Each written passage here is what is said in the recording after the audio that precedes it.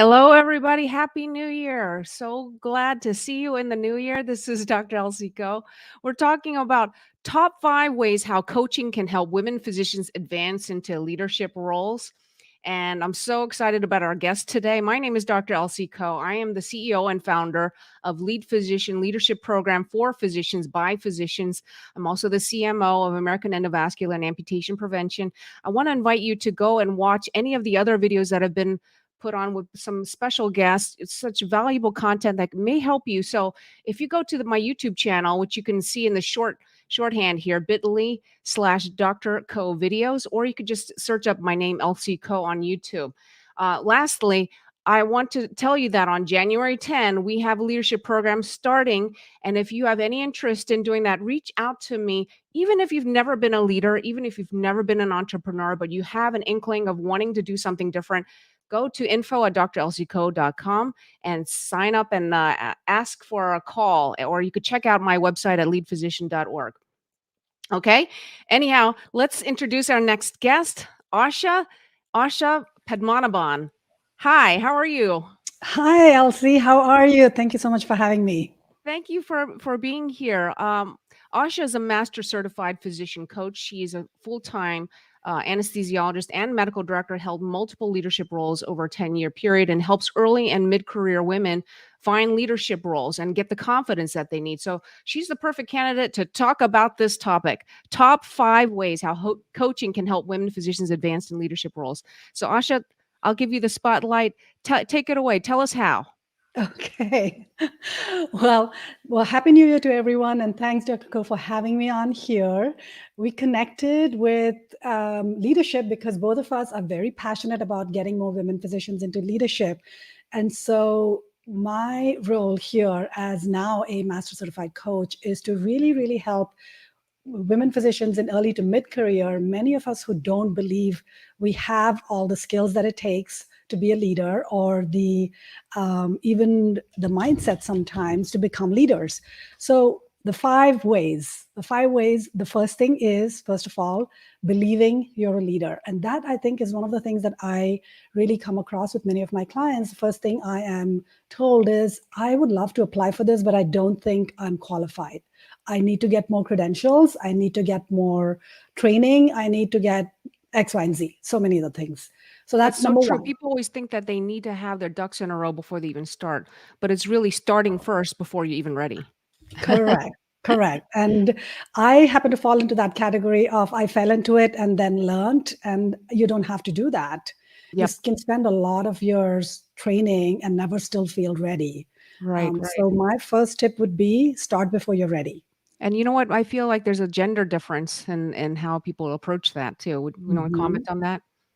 Absolutely. I think women physicians tend to wait until we have what 70 to 80%, I think, of the figures of the qualifications before we even apply, while men physicians would have 50% of the qualifications they think is ready and still throw their hat into the ring. And so we tend to wait longer as women physicians. And my job is to tell you, you don't have to, and to show you how you can do it without having all the qualifications that you feel are necessary.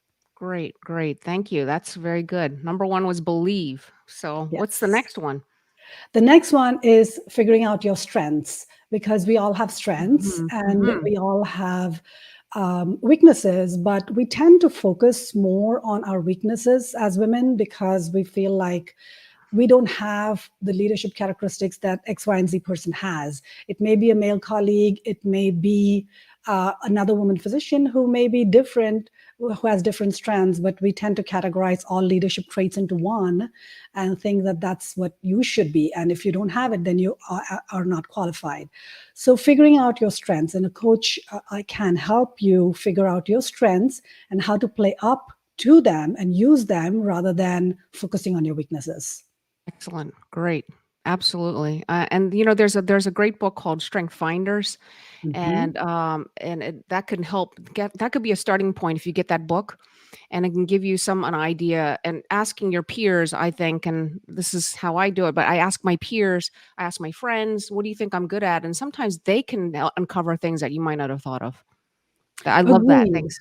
Agreed. Yeah. And with my clients, I have them do strength finding assessments and Uh-huh. tools, Uh-huh. and that also helps. So, solidifies things that we don't think of as our strengths. We kind of tend to be in autopilot, not spending time on it. And it took me, to go through some of these to figure out what are my strengths and have that as more of as a clarified point in black and white rather than what I thought were my strengths. I mean, things that I never thought were my strengths actually turned out to be my leadership strengths. That's awesome. And also you could develop strengths, but even if Yes, you have an inkling of it, you just didn't have the training. So, but it's just a matter of what you love to do, also marrying your strengths with what you like to do. Great. absolutely. Let's go Point on to number number three. three. Yeah. Yes, point number three is developing your communication skills. So, Mm, so important because we again tend to be think of ourselves as either one kind of communicator or the other. And the thing is, medical school doesn't train us to be managers and leaders. It trains us to be great clinicians.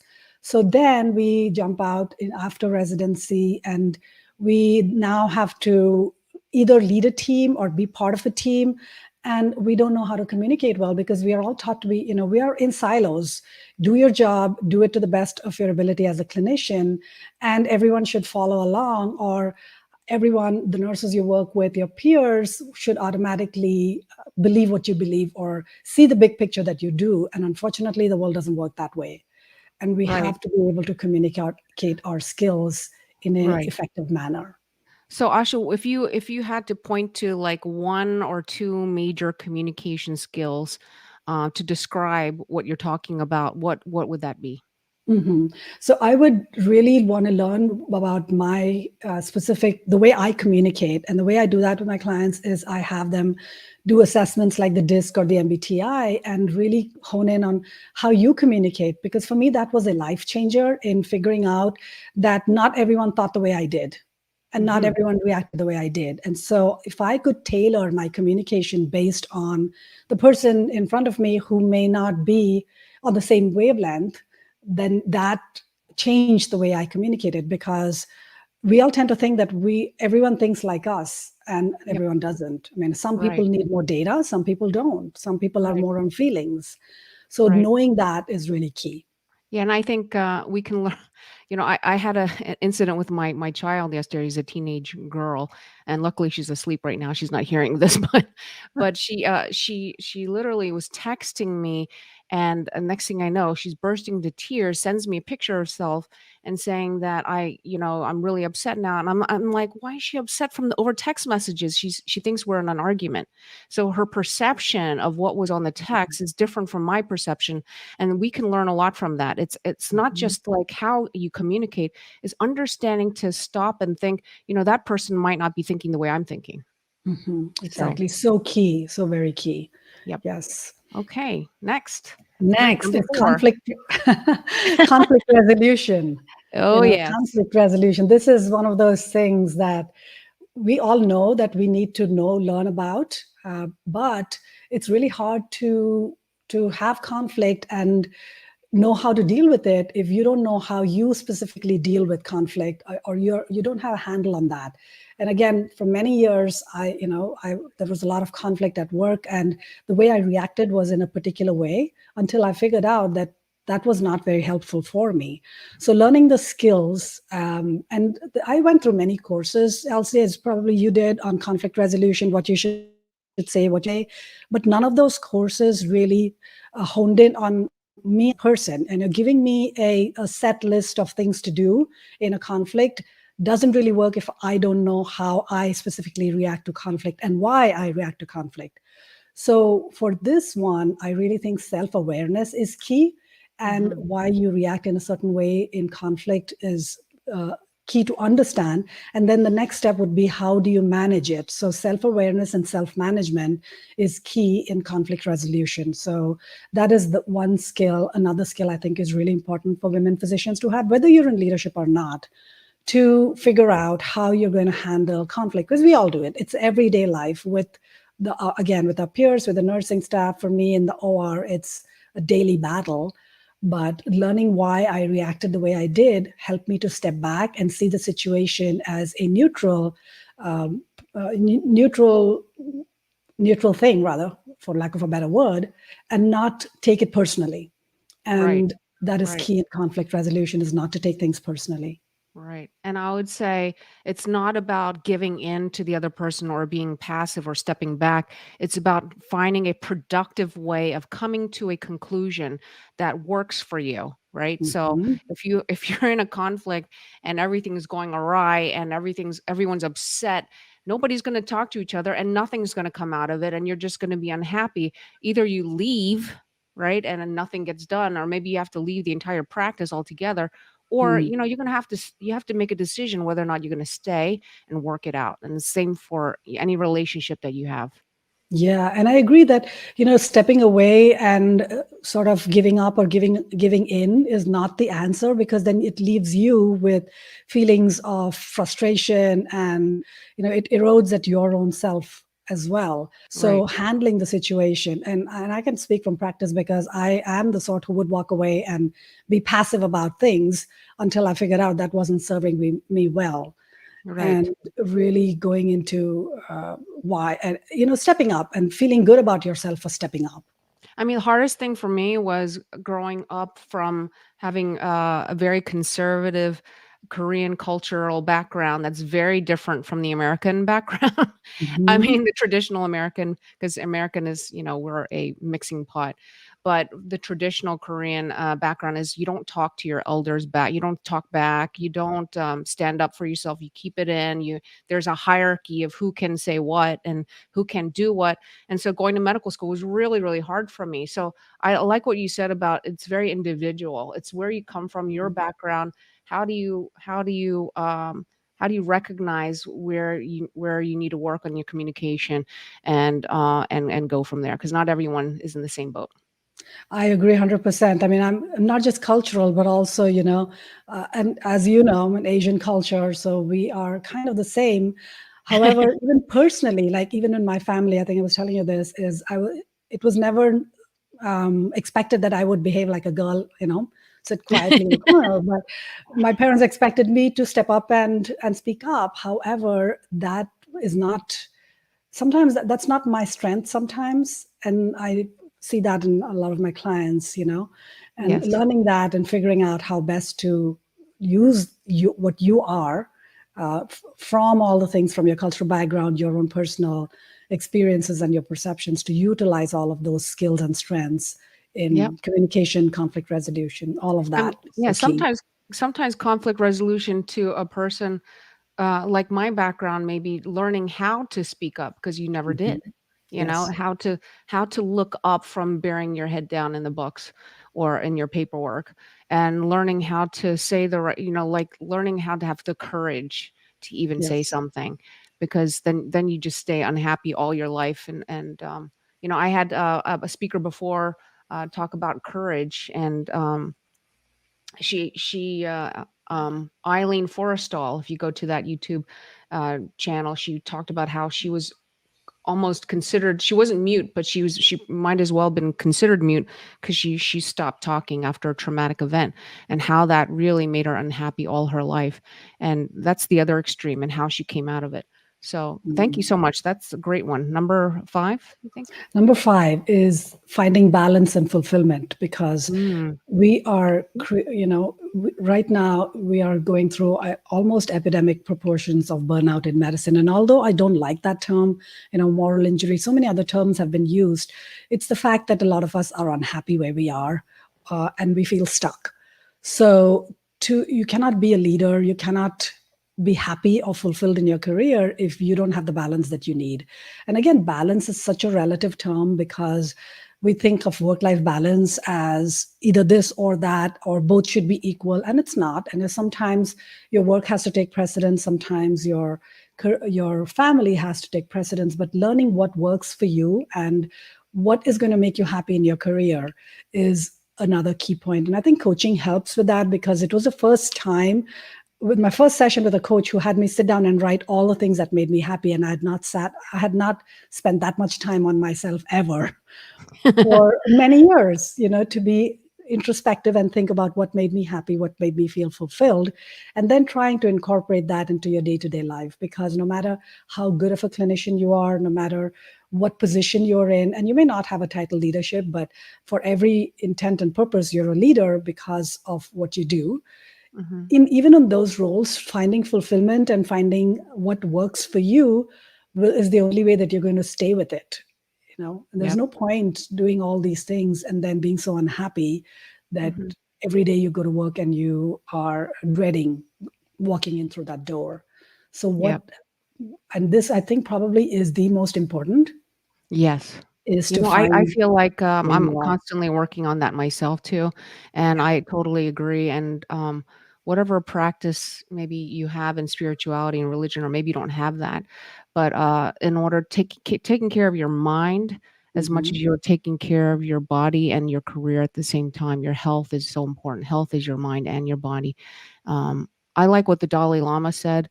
He said that, he thinks he's so surprised when he see that people live their lives as if they're going to live forever.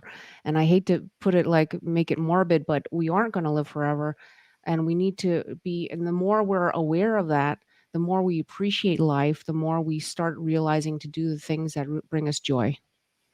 exactly, exactly. It's so key because, again, most of us live our life on autopilot. And I know I certainly did until the last couple of years when coaching entered my life, that it was autopilot. And I did not spend time thinking about why I was unhappy or what was it that was, bothering me.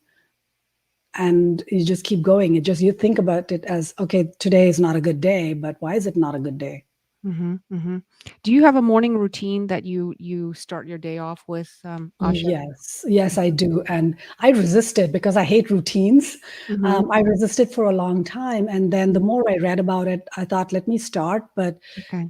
my morning routine is about 10 minutes of meditation, 10 minutes of some kind of physical activity. I throw in some affirmations and a bit of journaling, or if I don't do journaling, I'm usually listening to some of the podcasts from some of the good speakers, Tony I love that. Robbins, Mel Robbins. There are a lot of speakers if you know who to look for. Yes. So that is it kind of grounds me, Hmm, and hmm. that really gets me going. That's great. Thank you for that. Are you going to the Women's Physician Wellness Conference, Asha? I just heard about that, and I think I haven't even looked into that yet. So something to look at. Okay. Yeah, so Yes. Erica Howe is in charge of that. I think today might be the last day you can sign up, and that's at the Grand Cayman Islands. If you're a woman physician and you want to get some wellness tips, go there. And it's in February, the last week of February. And I believe they've come up with some ways to circumvent the whole COVID issue, and they have some ways to make it easier for people to travel. So thank you so much. Mm. So I'm going to conclude this. What would be your last words of wisdom for everyone before I close this podcast? Yeah. So my really key, well, the thing I'm really passionate about is to get more women physicians into leadership positions, whether it's titled or not. And I believe that that's the way to change medicine, because having more women in leadership positions in medicine is the only way we can change the current culture. Not Yes. that there's a huge thing wrong with the current culture, but there is something not quite right when in academic places 17%, only 17% are deans, and even in private practice there are a very few number of women in leadership positions, because I think we bring a different culture to the table of more collaborativeness and inclusiveness, and we need more women in there. So if you're a woman physician listening to this, you are a leader, come find us to help you become better and more confident at what you do. Great. So let's share your website, theleadershiprx.com, and let's see, what else can we share about you? And I have a podcast. It's called the Leadership Prescription for Women Physicians podcast. So come find me on there. And I have a Facebook group, but you can find me on social media with my first name, last name, and come join us. Come. I know Dr. Ko does a lot of leadership training and coaching as well. Find someone you can work with and work with us. Yes, thank you so much for that. And if you are interested again in lead physician, reach out to me. And I do have a Calendly link at calendly.com, Dr. Coco Co. Thank you so much for everyone for listening, and I appreciate if you're on YouTube, if you can subscribe and like. I'm gonna start putting more onto YouTube as opposed to just LinkedIn and Facebook. But I appreciate the support, and I hope I send blessings to you and your family for the new year of 2022. Make this a great year for yourself. Let's make some changes to get better results and better health and joy in our lives, given what's going on. Thank you, Asha. Thank you so much. Thank you, Elsie. Thanks for the opportunity.